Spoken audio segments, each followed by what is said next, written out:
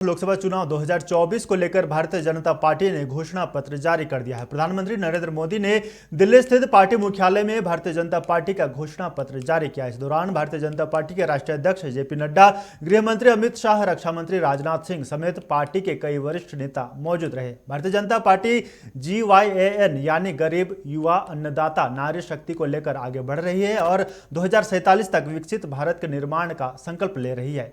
लोकसभा चुनाव 2024 के संकल्प पत्र के विमोचन के दौरान प्रधानमंत्री ने इन 4 वर्गों के एक व्यक्ति को यह संकल्प पत्र सौंपा। पीएम मोदी ने कहा कि एक व्यक्ति जो आज भरोसे का पर्याय बन चुका है।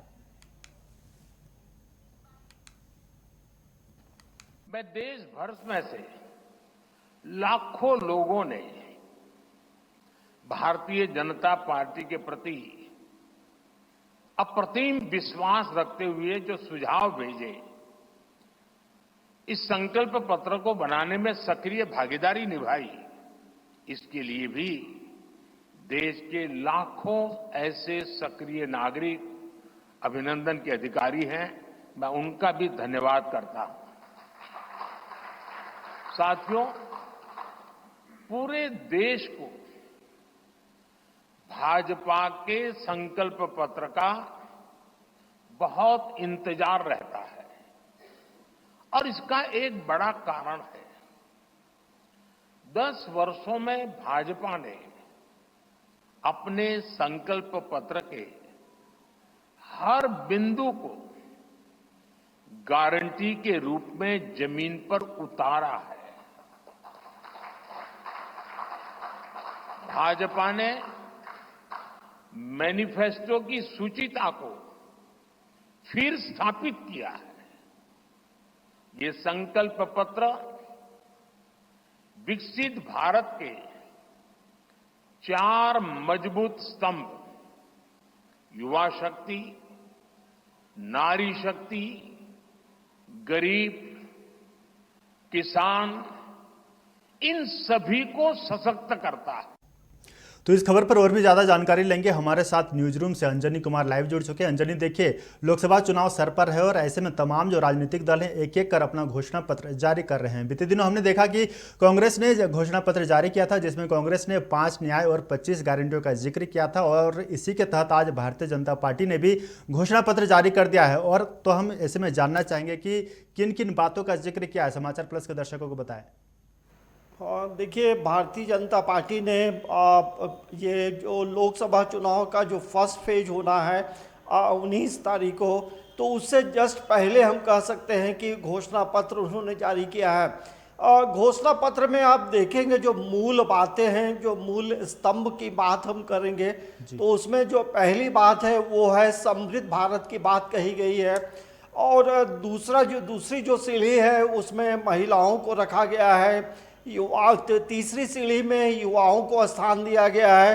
किसानों की बात कही गई है और विकास की बात कही गई है। युवाओं तो हम देखेंगे विकास, गरीब, किसान, समृद्ध भारत, महिला और युवा, इन चीज़ों पे आधारित है बीजेपी का घोषणा पत्र।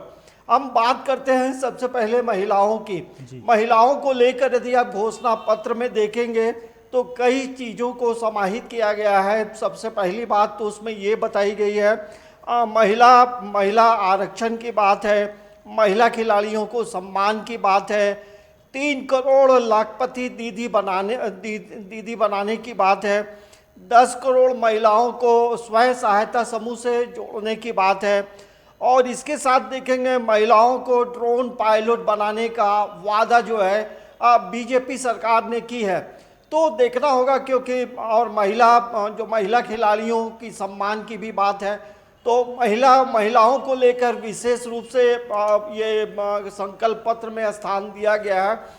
इसके बाद यदि बात करेंगे तो MSP में बढ़ोतरी की बात है। इसके अलावा देखेंगे तो 3 करोड़ नए घर बनाने की बात है और 80 करोड़ परिवार को जो है मुफ्त में राशन मिलता रहेगा। भारतीय जनता पार्टी ने ये जैसे पिछली बार हम देखेंगे आयुष्मान कार्ड योजना की शुरुआत उन्होंने की थी, तो वो उन्होंने कहा है कि ये योजना जो है वो जारी रहेगा। और इसमें 2 लोगों को जगह दी गई है, जिसमें कि हर समाज, हर धर्म में जो 70 वर्ष से ऊपर के जो लोग हैं उन्हें इसका लाभ मिलेगा। और दूसरी एक महत्वपूर्ण इसमें जो जोड़ा गया है, जो ट्रांसजेंडर है उन्हें भी आयुष्मान कार्ड का लाभ मिलेगा। तो ये कहा जा सकता है कि घोषणा पत्र का कितना इम्पैक्ट होगा इलेक्शन में, तो वो देखने वाली बात होगी। एक महत्वपूर्ण जो बात है, पूरे भारत में चर्चा होती है, क्वेश्चन पेपर लीक मामले को लेकर घोषणा पत्र में जगह दी गई है। ये कहा गया है कि इसमें कड़े नियम बनेंगे और जो सरकारी प्रतियोगिता परीक्षाएं होती हैं उसमें पारदर्शिता लाने की बात कही गई है और पूरे भारत में बुलेट ट्रेन चलाने की बात कही गई है और नॉर्थ ईस्ट को और बेहतर तरीके से डेवलप करने की बात कही गई है। मछली पालन उत्पादन करने वाले लोगों पे को मतलब विशेष सुविधा देने की बात कही गई है। तो ये हम कह सकते हैं। और एक महत्वपूर्ण बात है, वन नेशन वन इलेक्शन की बात है। और जब सरकार, यदि भारतीय जनता पार्टी की सरकार बनती है तो 100 दिनों का एक इन्होंने प्लान बनाया है, तो उस पर अमल होगा।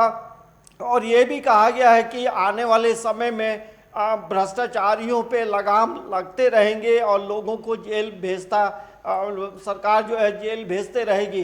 तो कुल मिलाकर ये जरूर कहा जा सकता है कि घोषणा पत्र जो है बीजेपी के नज़रिए से देखिएगा तो उन्हें बहुत अच्छा लग रहा होगा।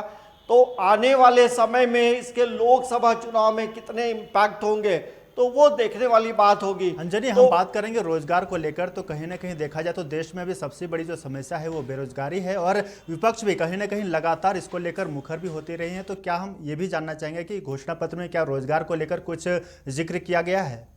देखिए, रोजगार की यदि हम बात करेंगे तो पूरे घोषणा पत्र में जो घोषणा पत्र मैं देख रहा था तो उसमें यदि रोजगार की बात करेंगे तो जो सेल्फ सहायता समूह की जो बात है तो उसके माध्यम से तमाम चीज़ों को करने की बात कही गई है। लेकिन जैसे इससे पहले उन्होंने कहा था कि 5 करोड़ लोगों को नौकरी देंगे, तो इस तरह का वादा जो है सरकार ने इस बार घोषणा पत्र में नहीं किया है।